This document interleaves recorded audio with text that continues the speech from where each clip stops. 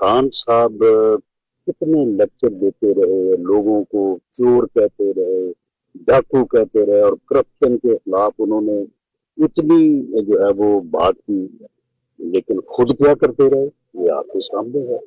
उनके ऊपर जो वो फराह जोगी साहबा थी और पिंकी पी साहबा जो है उनकी भी किस्से कहानियां आपने सुनी हैं। वो जो 190 मिलियन पाउंड वाला जो कि तकरीबन 60-70 अरब रुपया बनता है मलक रियाज वाले मामले में, वो भी आपके सामने। और ये जो ज्वेलरी सेट है और ये जो घड़ी थी, अब आप देखें कि एक घड़ी जो है वो ने एक मुल्क से जो है वो मिलती है तोहफे में, और ये तोहफे जो है ये स्टेट के तोहफे होते हैं, ये किसी शख्स के नहीं होते।